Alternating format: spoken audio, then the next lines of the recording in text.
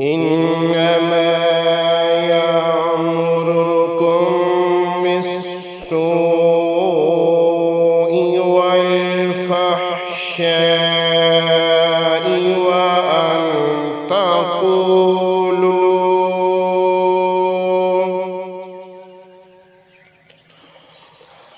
وأن تقولوا على الله ما لا تعلمون.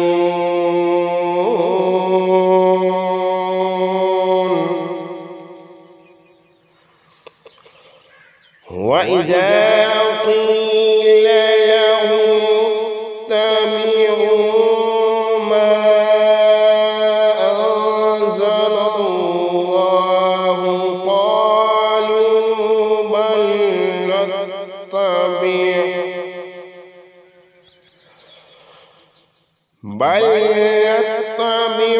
ما ألفينا عليه آباءنا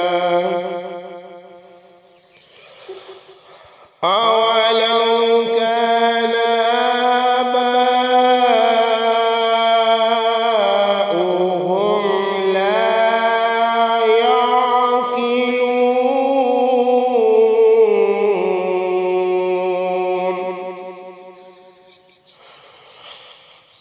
لا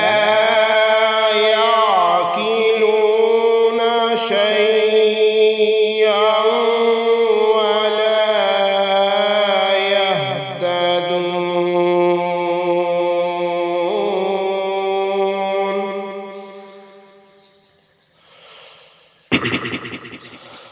ومثل الذين كفروا كمثل الذي ينعق بما لا يسمع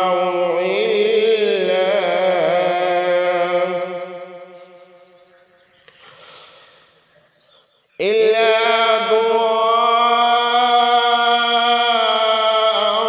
ونداء صم بكم عمي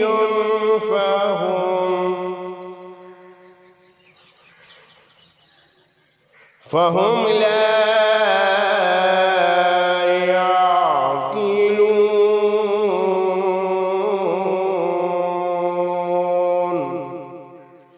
वो तुम्हें बदी और बेहयाई का ही हुक्म देता है, और ये भी कि तुम अल्लाह ताला की निस्बत वो कुछ कहो जिसका तुम्हें खुद इल्म ना हो।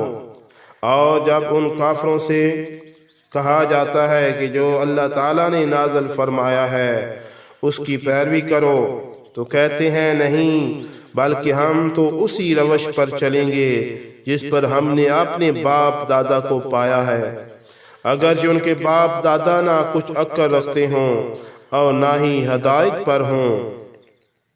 और उन काफरों को हदायत की तरफ बुलाने की मिसाल ऐसे शख्स जैसी है जो किसी ऐसे जानवर को पुकारे जो सिवाय पुकार और आवाज के कुछ नहीं सुनता।